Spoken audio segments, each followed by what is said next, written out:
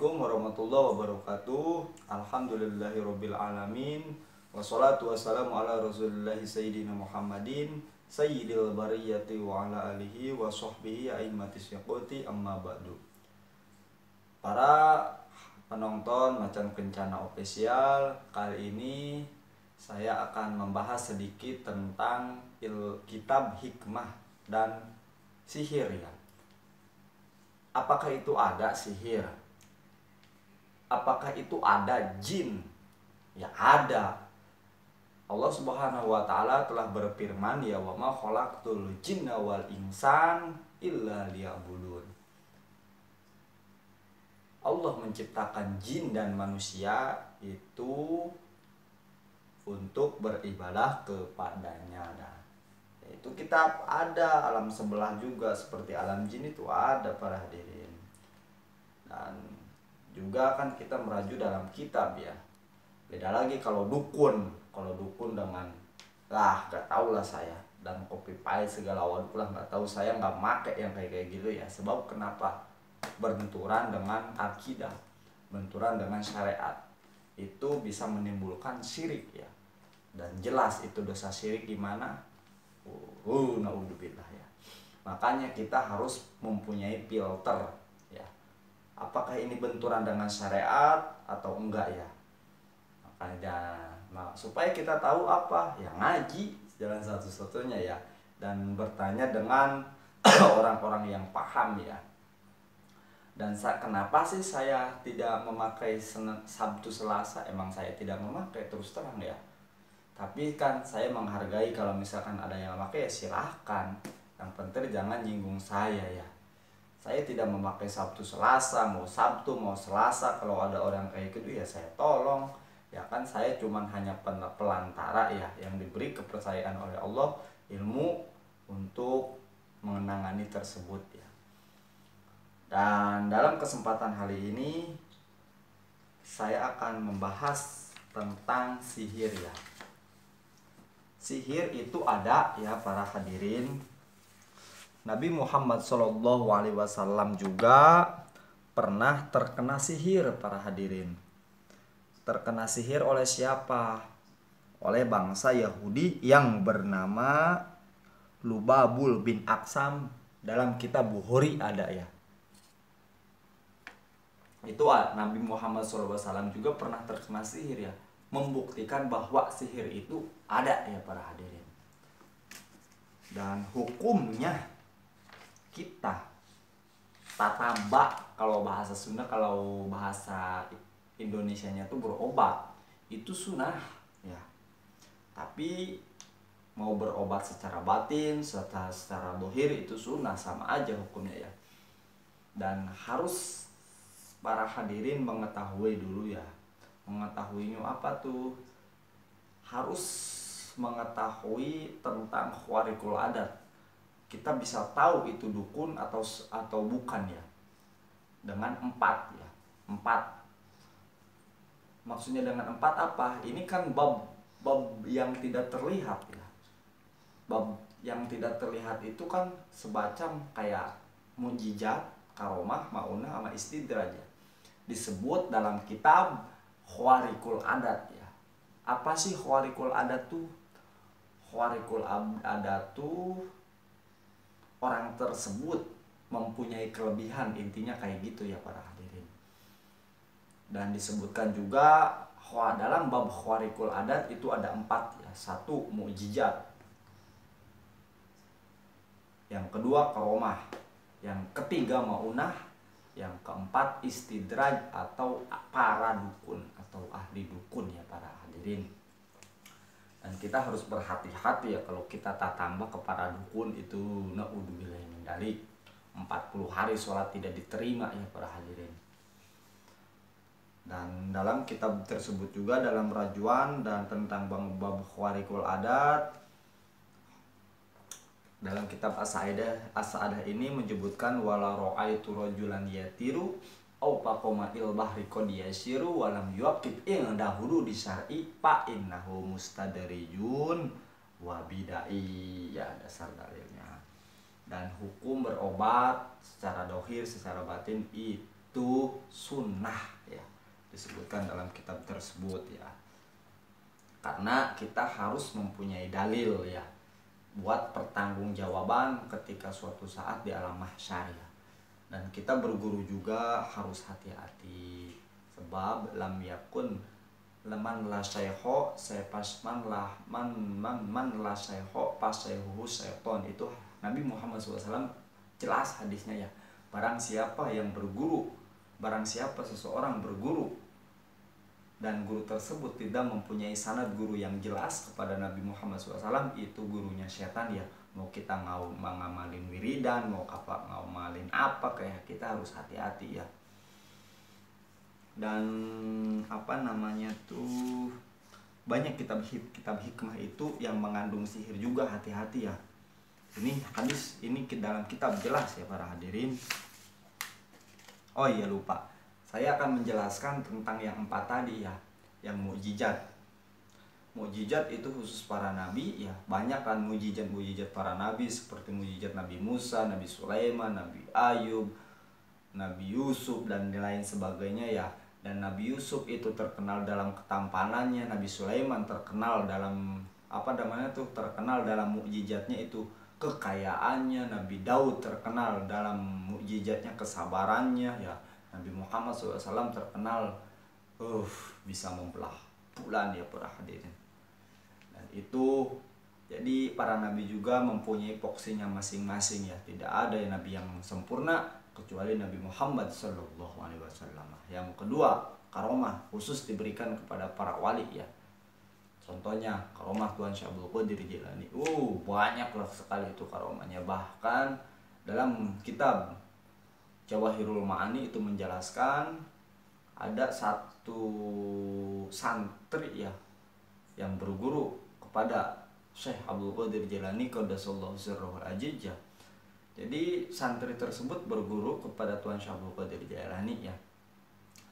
Terus ada orang tuanya datang kepada Tuan Syekh Abdul Qadir Jilani, "Ya Syekh, kenapa kamu ya Syekh makan enak sedangkan anak saya cuman makan roti doang, roti kering?" Lalu Syekh Abdul Qadir Jilani menjawab ya, "Saya makanya bisa kayak gini, makanya bisa makan kayak gini, saya akan mengetes kesabaran anak kamu." "Kok kayak gitu Tuan Syekh Abdul Qadir Jilani?" Ya tanya kepada ayam tersebut. Kan Syekh Abdul Qadir macam makan ayam jago ya. Dan Syekh Abdul Qadir mengucapkan kum bi'idnillah ya. Setelah itu ayam tersebut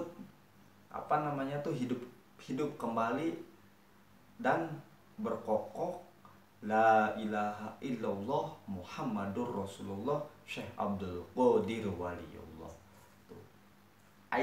Ayam itu yang sudah dimakan sisa tulang-tulangnya bisa hidup kembali ya.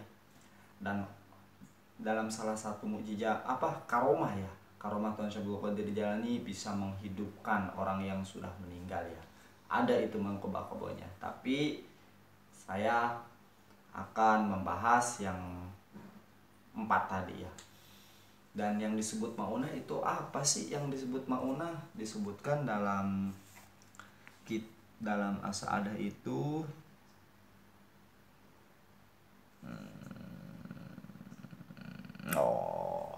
kalau maunah itu diberikan kepada orang yang solihin. Yang solihin tuh bukan nama solihin ya. Yang solihin tuh intinya kita ibadah wiridan, tapi wiridannya yang jelas sanad gurunya ya. Dan guru tersebut harus bisa membuktikan ya, seperti yang disebut mukjizat, karomah, maunah, istidraj ya. Ada lagi yang disebut istidraj. Itu istidraj apa? Para dukun ya, harus disikat yang kayak gitu ya para hadirin. Yang suka nolong orang, yang yang membunuh orang tanpa menyentuh, emang ada dalam kitab juga ada para hadirin. Disebutkan dalam kitab Sirrul Jalil. Kitab Sirrul Jalil itu karangan Wali Kutub, karangan Syekh Abi Hasan Sadili. Bila tidak percaya, tanya kepada kiai-kiai Apa sih itu, siapa sih itu pengarang kitab Sirul Jalil? Itu banyak, kita banyak isi-isinya, banyak aurat-aurat dengkok. Apa ada dengkok? Kalau udah dengkok tuh maksudnya jos lah. Itu ada tata caranya, dalam kitab juga ada tata cara kita membunuh orang tanpa menyentuh, tapi ada syaratnya ya, bahwa misalkan itu orang dolim harus disikat, ya sikat, hukumnya wajib ya, menyikat kepada orang yang suka meneluh kita tumbangkan ya, wajib hukumnya. Intinya orang dolim ya, wajib hukumnya kita bunuh ya, bunuh ya. Ya kan kalau mau bunuh itu, kalau depan mah kan kita halu sama polisi ya. Ya kita main halus para hadirin. Ada kitabnya, kitab Sirul Jalil salah satunya ya, itu karangan Wali Kutub ya. Jangan macem-macem. Makanya saya suka keketan kepada dukun-dukun. Saya juga banyak rencana, cuman lah saya mau pasrah aja ya. Yang penting saya jalan di jalan yang benar ya. Kalau misalkan orang lain mau bilang gitu, saya mau bodo amat, gak dibikinin pusing. Tapi jangan macam-macam, sentuh saya. Saya akan menyentuh balik, ente jual, saya borong, intinya ya kayak gitu. Saya tidak memulai permusuhan. Tapi kalau misalkan Anda yang memulai ya sok saja kan gitu. Kok sombong sih? Hukumnya sodakoh para hadirin kepada orang sombong. Nabi Muhammad SAW juga ada dasar hadisnya, al-kidbu sodakotun ya, sombong kepada orang sombong yaitu sodakoh ya, nggak apa-apa, sodakoh loh. Makanya intinya sifat saya tergantung sifat Anda kepada saya gitu ya. Nah diantaranya kayak gitu, bahwa sihir itu ada ya para hadirin. Kalau misalkan sihir nggak ada, kalau misalkan Anda tidak percaya ya tanya aja lah. Kalau misalkan Anda tidak percaya ya bahwa sihir itu ada, emang terus itu ada, ya Anda datang ke tempat yang angker ya, paling angker dimanapun itu berada, ya Anda kencingin, Anda duduk abong balik gak meriang, atau Anda bikin masalah ya, Anda bikin masalah kepada orang-orang yang menurut Anda itu bisa. Lihat aja reaksinya. Jadi masuknya sihir itu kerasa ke badan tuh panas, gelisah, puyeng kita, kesana kesini serba mentok, banyak ya, dan banyak sebagainya ya. Nah, dan itu salah satunya ya. Dan kalau misalkan mau lebih jelas, ya silahkan tren aja ya, depan dan depan saya akan menjelaskan ya. Dan itu tentang sihir itu ada, bahwa sihir itu ada. Bahkan Nabi Muhammad SAW juga itu terkena sihir ya, disebutkan dalam kitab Bukhari itu ada, oleh bangsa Yahudi, Lubabil Aksam namanya ya. Kanjeng Nabi itu terkena sihir, supaya membuktikan sihir itu ada para hadirin ya. Dan awas, hati-hati kita mengamalkan sesuatu, berguru kepada siapapun, mau itu kiai, mau itu apa, ya harus jelas sanadnya ya. Sebab kenapa? Kalau misalkan kita berguru acak-adut atau sembarangan, itu gurunya setan, meskipun itu dari kiai juga ya. Terus dalam kesempatan kali ini saya akan membahas yang kenapa sih kok ya setiap lulusan pesantren kok nggak bisa ngehikmah semua atau nambahin semua ya. Ya kan contohnya kayak gini aja para hadirin, polisi kan banyak ya, ribuan itu ya, tapi kan ada masing-masingnya, ada bagian propam, propos, kan intel, kan ditlantas, itu kan masing beda-beda porsinya. Sama yang kayak gini juga, yang lulusan pesantren juga sama, nggak semua kan para lulusan pesantren jadi kiai semua. Ada yang fokus di dakwah, ada yang fokus di hikmah dan lain sebagainya ya para hadirin. Kita tuh intinya hidup dua alam para hadirin, ada alam nyata, ada alam gaib, ada alam jin. Kalau misalkan lebih jauh lagi ada alam malakut, ada alam itu udah jauh lah para hadirin. Dan mungkin cukup sekian dari saya ya, sebab saya kalau ngebahas ini tentang kitab hikmah ya, ini tadi disebutkan ada nih apa namanya, kitab hikmah hukum istihdam dan syarat dan hukum istihdam dan memakai kitab hikmah ya. Itu soalnya kalau kita membahas kitab hikmah itu panjang para hadirin ya. Wah, mungkin bisa berapa jam ini. Saya kan gimana caranya saya membahas singkat dan padat ya. Intinya 4 bab khawarikul adat, kita ambil kesimpulannya ya, intinya sihir itu ada.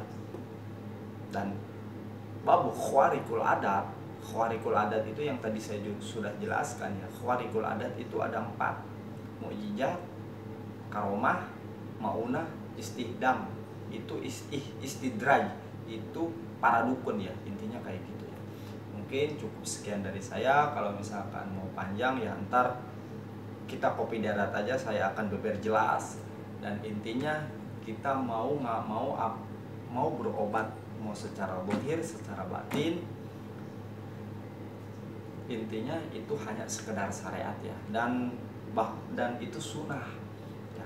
Dan kita harus mendatangi seseorang itu ahlinya masing-masing ya, karena ada penyakit medis, non medis itu ada pada hadirin. Contohnya sedikit aja gini, ada orang kesurupan, bawa ke rumah sakit, pasti dimasukinnya ke apa namanya itu, ke rumah sakit jiwa ya.